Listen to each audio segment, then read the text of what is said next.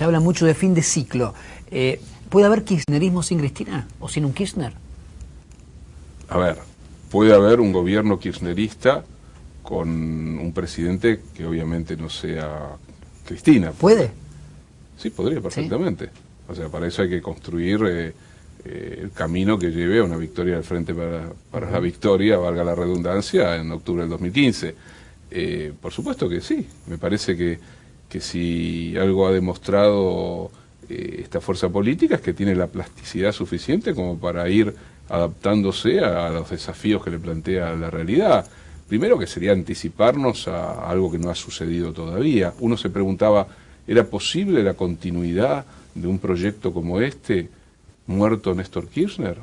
Y seguramente, si esta pregunta se hubiera hecho el día siguiente a la muerte de Kirchner... Había dudas. Había dudas, zozobras, y sin embargo, Cristina demostró una capacidad enorme para construir gobernabilidad, para afirmarse como estadista. Yo creo que este es un proyecto que, por supuesto, tiene liderazgo, es obvio. ¿Y ese, qué es un post-kirchnerismo? ¿O kirchnerismo? Segunda etapa. Pero es que no es que Cristina se va a ir de la escena política, ¿no? Se va a dedicar al turismo. ¿Pero quién sigue en el gobierno? Porque la figura que hoy aparece, al menos hoy, es la de Daniel Scioli. Uno tiene la sensación de que Daniel Scioli, al núcleo duro del kirchnerismo, del todo bien no le cae, que no hay una identificación como yo con Cristina. Digamos, no diría candidatos en lo personal. Si a mí me preguntan, a mí Daniel Scioli no me representa, ni creo que represente lo que yo leo del kirchnerismo. Pero, si lo dije, así como otros candidatos, se ha ganado el derecho a presentarse como precandidato en las PASO del Frente para la Victoria, porque finalmente ha sido un aliado en el interior del Frente para la Victoria. Ahora, si alguien, si un pensador del núcleo del kirchnerismo dice, a mí Scioli no me representa, y en algún momento Scioli puede llegar a ser presidente, entonces inevitablemente hay un quiebre, hay algo que no cuaja, que no cierra. O sea, esa persona que ahora es presidente en nombre del kirchnerismo a mí no me representa. O yo no dejo de ser kirchnerista o él no lo es. Bueno, para ahí ya estamos situados en otro plano. Primero, yo no sé si es inevitable ni inexorable que Scioli sea el candidato. No lo sabe nadie. No lo sabemos. Entonces, yo pienso que hay un camino a recorrer, que es posible construir candidaturas que representen lo acumulado en estos años, la matriz política, ideológica del kirchnerismo. Por supuesto que nada está garantizado, no hay garantías en la historia, no hay pasos inexorables que tienen que conducir hasta un lugar que ya está para siempre puesto ahí y nadie lo puede tocar. La historia es un lugar de sorpresas, de cambios, de giros, así como Néstor Kirchner llegó de manera inesperada, nadie en general lo conocía, de una provincia sureña, y produjo un cambio que no estaba en los planes de nadie. Obviamente que la historia, por suerte, nos sigue ofreciendo dentro suyo posibilidades de movimiento. A mí la sensación, al escuchar es, bueno, yo soy kirchnerista, Scioli puede llegar a ser en algún momento el candidato al kirchnerismo, pero ojalá que la historia me sorprenda de aquí al año que viene. Ojalá que haya la fuerza suficiente como para que quien represente la candidatura del Frente para la Victoria represente la política de derechos humanos, represente la unidad latinoamericana, represente la distribución más equitativa de la riqueza, represente una política inclusiva, la política de derechos civiles, el matrimonio civil igualitario. Ojalá que el que exprese la candidatura del Frente para la Victoria sea heredero real de ese camino recorrido. ¿Por qué cuesta tanto que surja otra figura? Cuando digo otra me refiero a otra que no sea Daniel Scioli, dentro de lo que es el núcleo más duro del kirchnerismo. Porque tiene que ver con la potencia de los liderazgos. No ¿Por la potencia de Cristina? Sí, pero no solo en el caso de Cristina. En cualquier liderazgo la transferencia no es sencilla, pero es posible. El caso brasilero es un ejemplo notable. Lula logra transferirle fuertemente a Dilma el caudal que Lula recibía de la sociedad, y eso le permite a Dilma, que era una dirigente más bien desconocida, en general era una dirigente de nivel importante pero desconocida para el electorado. Un candidato se puede constituir, requiere tiempo, pero requiere sobre todo el apoyo de quien representa el núcleo fuerte, duro del liderazgo. ¿En un año y medio hay tiempo? Yo creo que hay tiempo, sí, no hay apuro. Me parece que sería un absurdo que Cristina plantee, que no sé si lo va a hacer, pero si decide plantear el apoyo a algún candidato, ¿por qué hacerlo antes de finales de este año o principios del próximo? Si las PASO son en agosto. En estos momentos, Amado Boudou es incómodo para el gobierno, es una situación incómoda. Algunos dicen debería pedir licencia mientras se resuelve su situación procesal, otros dicen no. No, me parece que no, me parece que yo soy de aquellos que piensa que en la medida en que la justicia es independiente y avanza, y esos avances suponen o no la plena absolución, la plena confirmación, en realidad, de algo que constitucionalmente debiera ser un requisito elemental para la convivencia, que es alguien es inocente mientras no se demuestre lo contrario. Mientras no se demuestre con pruebas fehacientes y se instruya de tal modo la causa Chicón, en este caso, que lleve, si es que lleva el procesamiento del vicepresidente, ahí estamos frente a otra situación. Pero sería dramático que por si las moscas, cualquier figura pública tiene que dar un paso al costado porque a alguien se le ocurre decir que cometió tal o cual delito. Me parece que para eso tiene que funcionar una institución clave como es la justicia, y creo que no hay impedimentos para que funcione la justicia, y sobre todo en un caso como el del vicepresidente, y sobre todo con el nivel de visibilidad de los críticos que tienen gran parte de los medios de comunicación dispuestos y disponibles para ejercer, en muchos casos, casi un fusilamiento mediático de Boudou.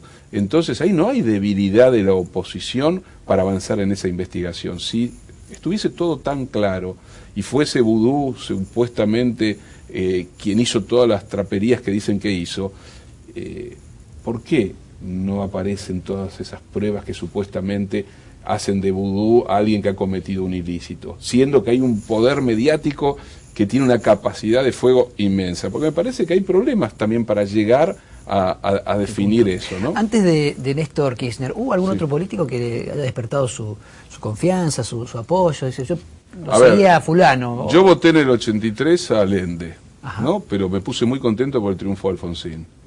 Me pareció que era un hombre por el momento tan complejo que era la salida del horror de la dictadura, y lo prefería, por supuesto, a Luder, que había hablado de aceptar la autoamnistía de los militares y el cajón de Herminio Iglesias y todo lo que conocimos de ese folclore, de ese cierre de campaña. Parecía que Alfonsín había logrado comprender mejor ciertas demandas de la sociedad, aquello del preámbulo de la Constitución, decir que entramos en la vida.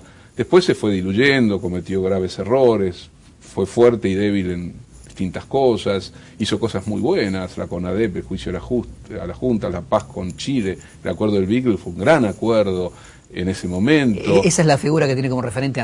No. A ver, estoy pensando en quien... Sin haber sido alfonsinista, digo. No, ahí no se decía filósofo alfonsinista. No, era joven, sí, pero teníamos muchas discusiones en aquellos años sobre todo sobre la democracia. Sí. Vengo de una generación que pensó la historia desde lugares mucho más intensos, ¿no? La idea del cambio, de la revolución. Bueno, cuando uno tiene que repensar una cantidad de cosas, una de esas cosas era la aparición de algo que no conocíamos de verdad, como es la democracia, ¿no? ¿Y en estos momentos fuera del kirchnerismo hay algún dirigente en la oposición que merezca respeto? No digo que los demás no lo merezcan, pero digo, bueno, este tipo me parece que así como me sorprendió, en su momento lo voté a Allende, pero cuando fue Alfonsín dije, está bien, si no fuera dentro del kirchnerismo, ¿quién? Si es que hay alguien.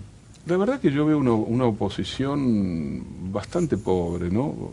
Una oposición demasiado formateada por una agenda que no les es propia, con un tipo de construcción de alianzas que no se corresponde con las matrices supuestamente político-ideológicas de las que vienen los distintos sectores, que no tienen una programática real, que no se sabe muy bien qué van a hacer el día que lleguen al gobierno, que han leído la política como si todavía no hubiéramos salido en gran medida de la década del 90, quiero decir, solo piensan la política bajo la forma, entre comillas, de una pseudo-virtud, pseudo-republicana, que nunca discute el poder económico, la concentración, la disputa por la distribución en una sociedad. ¿Hay algún país donde podamos espejarnos o mirarnos al espejo y decir, vamos por ahí?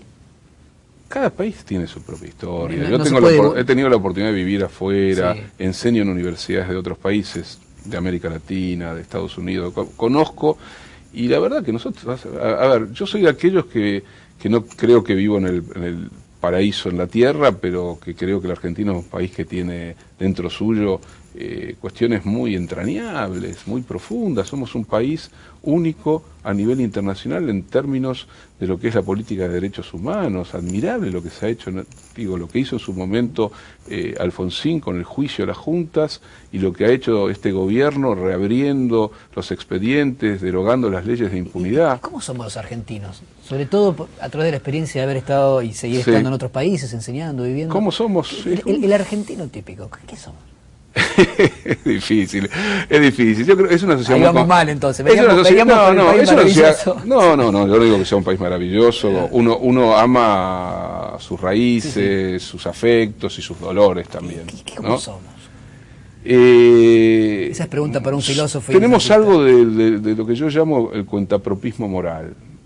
Si nos va bien es porque somos geniales como individuos, porque somos tipos que hemos resuelto todo, grandes cancheros que no sabemos todo. Yo, un narcisismo feroz, y si nos va mal siempre hay un responsable que es otro y no soy yo, ¿no? El Estado. Yo recuerdo que durante mucho tiempo había una frase que hoy se pronuncia menos, aunque de vez en cuando se vuelve a escuchar. Si me tropezaba con mis propios cordones de los zapatos o si me iba mal porque era un soquete, la primera frase que salía era ¿qué país de mierda? Sí. No, sí, pero en este país. El argentino suele decir algo que también me ha sorprendido, ¿no? Porque el lenguaje dice mucho de la sociedad. Cuando habla de la Argentina dice este país, como si fuese neutro, ¿no? Yo y este país no tenemos... Bueno, vos decís el argentino, no los argentinos. Claro, no digo... Porque, pero vos no hablás en primera persona. No, porque me preguntaste qué digo el argentino. O sea, yo creo que soy argentino atravesado por flujos migratorios, por muchas cosas del país, de las miserias y de las bondades y de su vida cultural y de sus tragedias no nos políticas. hacemos cargo. Sí, no, a ver, para mí no hay absoluto. Si te contesto como trastabillando un poco es porque para mí no hay el sí absoluto, salvo sobre algunas cosas muy puntuales. Sí. Pero después la vida es algo mucho más compleja, en flujo. ¿Cómo definir el argentino? Sí, que un universal llamado el argentino, cuando es un país con 40 millones de personas, con distintas realidades sociales, con distintas experiencias. Hay cosas comunes, claro que hay cosas comunes. Hay algo que tiene, lo común es la lengua que hablamos, la memoria compartida, y eso nos formatea, la música que escuchamos, el tango es rioplatense, por algo es rioplatense, tenemos una cierta mirada de las cosas que puede ser compartida, pero también hay una diversidad adentro de este país que llamamos la Argentina. Ricardo, muchísimas gracias. Placer.